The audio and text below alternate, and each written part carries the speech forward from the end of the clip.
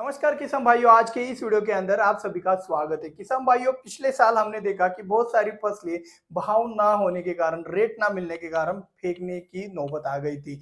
लेकिन इस साल आज आप देखो कि भाई तरबूज खरबूज में अच्छा मुनाफा हो रहा है और आगे जाकर कौन कौन सी फसलों में आपको ये मुनाफा मिलता हुआ दिखेगा।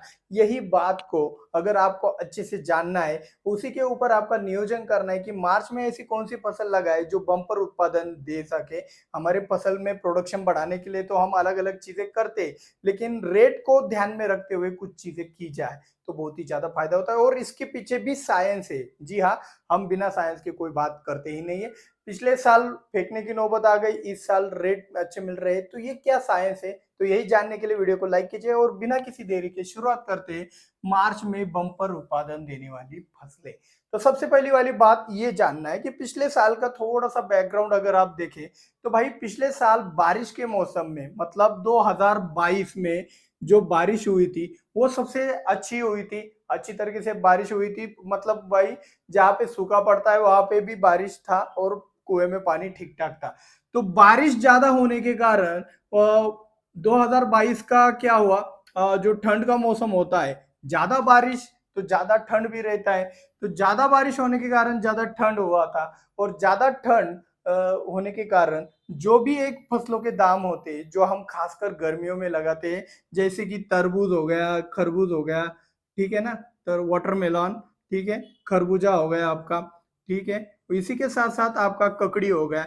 ये जो फसलें होती है, ये जितनी ज्यादा गर्मी है उतना ज्यादा कंज्यूम किया जाता है और जितनी ज्यादा ठंड रहती है उतना कम ये कंज्यूम होता है, ठीक है। तो इसीलिए यही वो कारण था। 2022 में जो बारिश गिरा उसमें क्या हुआ कि भाई ज्यादा बारिश के कारण ज्यादा ठंड चला और वो ठंड आपके जनवरी में मतलब 2023 के जनवरी फरवरी में भी लंबे समय तक चला। इसीलिए इन चीजों के रेट और दाम बहुत ज्यादा कम थे। अभी आप देखो, अगर कोई फल अगर आप खाने बैठोगे तो एक की जगह दो खाओगे, ऐसा सिचुएशन है, क्योंकि जितना ज्यादा टेम्परेचर उतना ज्यादा रिक्वायरमेंट करता है हमारा बॉडी, तो जो हमारा है वो हमारे कस्टमर का भी होता है। तो इसीलिए ये सब चीज समझना बहुत जरूरी है। अभी 2023 में क्या हुआ है कि जो बारिश है, कि बारिश के मौसम में बारिश हुआ है कम, ये बात समझ लो। बारिश के मौसम में बारिश हुआ है कम, इसके वजह से जो ठंड रहा 2023 का ठंड का मौसम वो काफी लंबे समय तक नहीं चला है। आप देखो अभी ठंड खत्म होने के कगार पर है और जगह जगह पे बहुत अच्छे से टेम्परेचर बढ़ रहा है। तो भाई यही टेम्परेचर, यही गर्मी जितना ज्यादा बढ़ेगी उतना ही ज्यादा आपको इन फसलों के अंदर रेट बढ़ते हुए दिखाई दे रहे हैं। यही इसके पीछे का साइंस है। और बाकी के फसलों में आपको रेट कम दिखाई देंगे। अभी बाकी के फसलों के अंदर रेट कम दिखाई क्यों देते हैं ये भी बात आपको बताता हूँ, इसके पीछे भी कारण है। जब बारिश ज्यादा होती है तो रोग होते हैं ज्यादा, ठीक है। तो रोग ज्यादा होने के कारण नुकसान ज्यादा होता है और बाकी फसलों के अंदर इनको छोड़कर क्या होता है, नुकसान ज्यादा होता है। टमाटर हो गया, मिर्च हो गया, बैंगन हो गया, तो उनमें रोगों के कारण अगर नुकसान ज्यादा हो गया तो प्रोडक्शन कम मिलता है और रेट ज्यादा मिल जाते हैं उन फसलों में, टमाटर मिर्च बैंगन जैसे। लेकिन इस साल क्या हुआ है, बारिश कम हुआ है तो रोगों का अटैक कम है, इसलिए टमाटर मिर्च बैंगन देखो सभी के प्लॉट एकदम सुंदर है, बहुत अच्छी से प्रोडक्शन ले रहे हैं। और कीटकों का अटैक ऐसे समय में ज्यादा रहता है, लेकिन कीटक भी रोगों की तुलना में कीटक थोड़ा सा कंट्रोल करने में आसान होते हैं।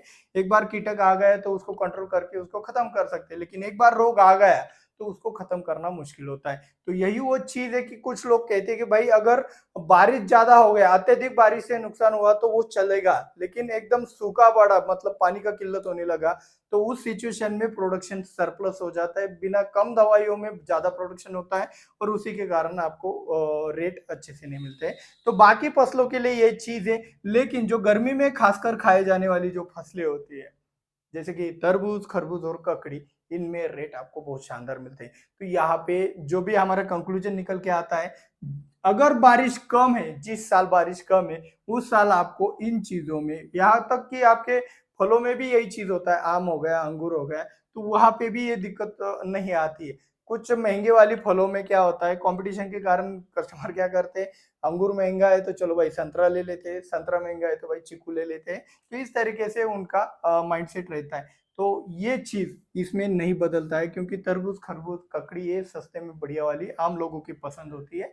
इसीलिए मेरे हिसाब से अगर आपको मार्च में बम्पर उत्पादन देने वाली फसलें करनी है तो आप इन फसलों का चुनाव कर सकते हो। अभी एक और चीज बता देता हूँ, तरबूज खरबूज में क्या हुआ है, प्रोडक्शन अभी रेट अच्छे ही थे, तो इसका प्लांटेशन वगैरह ज्यादा एरिया बढ़ सकता है, तो यहाँ पे थोड़ा सा रिस्क लेवल रहेगा। लेकिन अभी इसके ऊपर बहुत लोग सोच रहे हैं, ककड़ी के ऊपर, खीरा के ऊपर आप फोकस करोगे, आपको बेझिझक अच्छा उत्पादन मिल जाएगा। आपके हिसाब से कौन सी वाली फसल लगानी चाहिए मार्च के अंदर जिससे आपको उत्पादन अच्छे से मिल सके?